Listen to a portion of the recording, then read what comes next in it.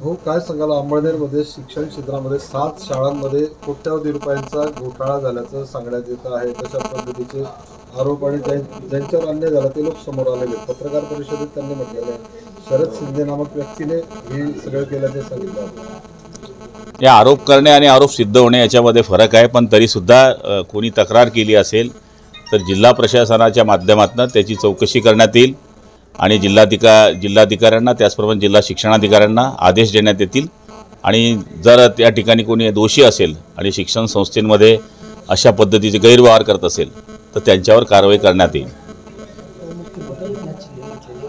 405 नारा दिला गेल्या राज्यामध्ये, त्याच्यामुळे आमचे कार्यकर्त्यांनी मतदार रिलॅक्स राहिले नाही याची आम्हाला निवडणूक. मला त्याच्याचं काही माहीत नाही, मी काय ऐकलं नाही. दुसरं रक्षा खडसेंचं एक वक्तव्य की आता जळगाव जिल्ह्यात 3 मंत्री आहे, आता सगळे जर एकत्र आले त्यात एकनाथ खडसे एकत्र आले तर जिल्ह्याचा विकास चांगला होऊ शकतो. गिरीश महाजन आणि एकनाथ खडसेंसाठी सुद्धा त्या तडजोडीसाठी प्रयत्न करणार. चांगली गोष्ट आहे, त्यांनी प्रयत्न करावे आणि दोघांना एकत्र करावं.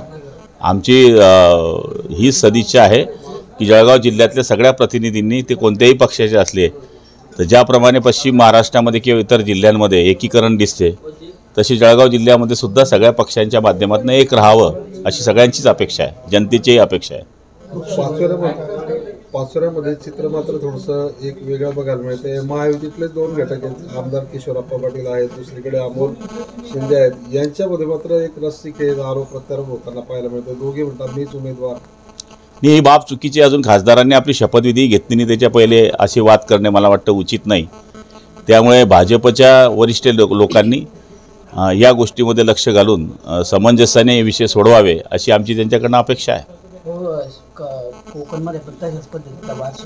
कोकणाचं मला माहीत नाही, जळगावचं जे माहिती आहे ते बोलतो. जळगाव जिल्ह्याचा जर विचार केला तर काही शेतीमध्ये तारा लोमकलेल्या आहेत. शेती करत असताना शेतकऱ्यांना खूप संकटांना सामोरं जावं लागतं.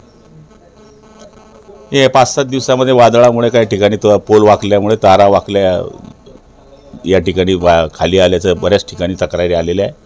पण MSCBमध्ये कंत्राटी कर्मचाऱ्यांची या ठिकाणी मागच्या काळामध्ये नेमणूक झाल्यामुळे काल परवाकडे आपण SCना आदेश दिलेले आहे, पण तरीसुद्धा स्टॉप अपूर्ण पडतो आहे. कारण की प्रत्येक तालुक्यामध्ये ह्या तक्रारी आहे. जिथं वादळ आलं आहे तिथे ही तक्रार आहे. पण तरीसुद्धा जिथे जिथे लवकर करता येईल तिथे तिथे करण्याचा प्रयत्न आपण या ठिकाणी करतो आहे. अधिवेशनापूर्वी मंत्री फेरमंडळ होते, मंत्र्यांना प्रमोशन मिळणार आहे, काही मंत्र्यांचं खातेवाटपात फेरबदल केलं जाणार आहे, त्याच्यामध्ये मराठा मंत्री वापरला जाणार अशा. मला काहीच माहीत नाही बाबा त्याच्यामध्ये. मी पण पेपरात वाचलं आहे.